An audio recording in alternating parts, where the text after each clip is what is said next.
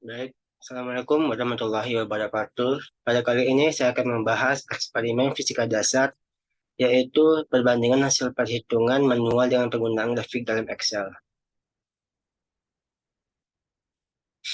Nah, tujuan dan variabel eksperimen kali ini adalah yang pertama, dapat menganalisis grafik hubungan persamaan fungsi.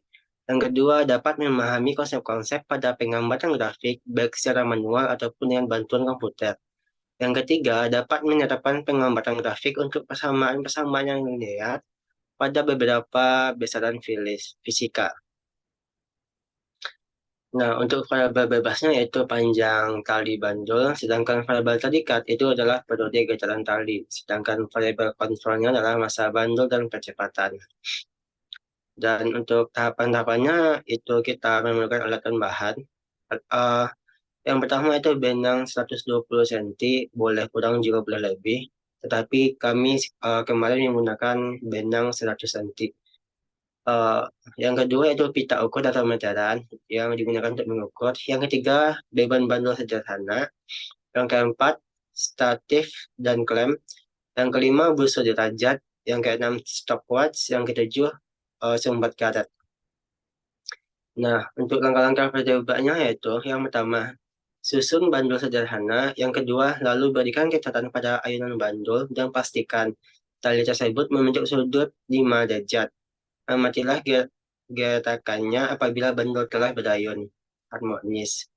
Catat waktu yang dibutuhkan untuk bergetar secara rata sebanyak 10 kali getaran. Yang ketiga, catat hasil dari pengukuran panjang tali dan waktu yang dibutuhkan untuk bandul 10 getaran. Yang keempat, langkah-langkah 1 sampai 3 lakukanlah sebanyak 5 kali dengan massa bandul tetap tetapi panjang tali yang berbeda-beda. Nah, ini data yang kita dapatkan. Yang pertama yaitu dengan panjang tali 95 cm, itu kita mendapatkan perioda 1,929. Sedangkan yang kedua, panjang tali 90 cm, kita mendapatkan perioda 1,897. Data yang ketiga, dengan panjang tali 85 cm, kita mendapatkan perioda 1,79. Data yang keempat, yaitu panjang tali 80 cm, kita mendapatkan perioda 1,718. Dan percobaan yang terakhir dengan panjang tali 75 cm, kita mendapatkan perioda 1,622. Nah, untuk metode garis sejajar yaitu kita langkah-langkahnya yang pertama membuat sumbu pada militer block. Yang kedua, buat skala pada sumbu X dan Y. Yang ketiga, masukkan data yang telah didapat dari tabel hasil percobaan ke dalam militer block. Yang keempat, menentukan titik sentroid, yaitu titik pemusatan data untuk menentukan titik sentroid yang bersama berikut.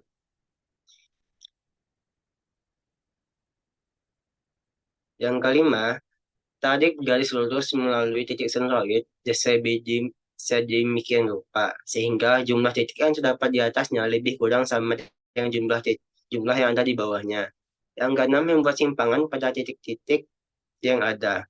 Yang ketujuh, menentukan jangkauan data yang diizinkan. Yang kedelapan, menentukan garis dengan kemiringan maksimum A, B dan garis kemiringan minimum A2,B2 dengan cara menarik garis miring beta dalam jangkauan daerah sebelah data yang diizinkan. Yang kesembilan, menentukan harga kemiringan yakni A1, A2, dan A3 untuk masing-masing garis dengan menggunakan persamaan M1 sama dengan tan A1, M utamanya yaitu tan A utama, dan M2-nya yaitu tan A2. Yang ke-10, menentukan ketidakpastian nilai kemiringan atau delta MT.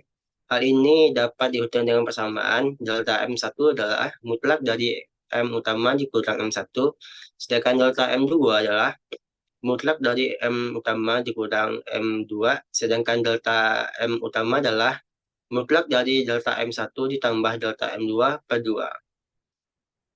Yang ke-11 yaitu menentukan ketidakpastian nilai perpotongan garis dengan sumbu Y atau delta N dengan menarik di setiap garis A1, B1.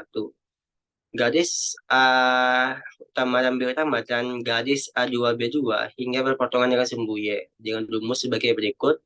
Delta N sama dengan mutlak dari N T dikurang N1. Delta N2 yaitu NT dikurang N2, sedangkan delta NT utama adalah delta N1 ditambah delta N2 per 2. Yang ke-12 yaitu mensubstitusikan nilai yang telah didapatkan ke dalam persamaan garis lurus, yakni Y sama dengan MT plus minus delta M dikali X ditambah M ditambah delta X. Nah, ini hasil yang kita dapatkan, yaitu kemarin kita menentukan memakai milimeter Brock, sehingga didapatkan hasil seperti ini. Dan pada gambar kedua itu adalah hasil hitungan manual kami. Di sini kami mendapatkan nilai gravitasi, yaitu 6 plus minus 0,9 meter per second kuadrat. Nah, untuk dengan metode Excel, langkah-langkah yang kita lakukan adalah yang pertama, input data pada lembar kerja Excel, pastikan kolom paling kiri adalah nilai untuk sumbu X dan sumbu Y. Atau boleh juga kalian tentukan sendiri di mana sumbu X-nya dan di mana sumbu Y-nya. Yang kedua, untuk melakukan plot grafik, blok tabel data percobaan, kemudian klik menu insert, lalu klik insert line out area chart, kemudian klik more chart line. Yang ketiga, setelah muncul tampilan insert chart, klik XY scattered. Kemudian pilih grafik yang menggambarkan hubungan kedua variabel, lalu klik OK. Untuk melakukan analisis grafik, klik kanan pada garis warna biru, kemudian klik ADD Trendline. Yang kelima, selanjutnya klik Trendline Linear, kemudian centang Display Equation on Chart, dan Display as Squared Value on Chart. Nah, setelah kita melakukan langkah tadi, kita akan mendapatkan hasil seperti ini. Tabel ini sesuai dengan hasil percobaan kita tadi, di mana grafik hubungan periode yang sudah kita kuadratkan dengan panjang tali.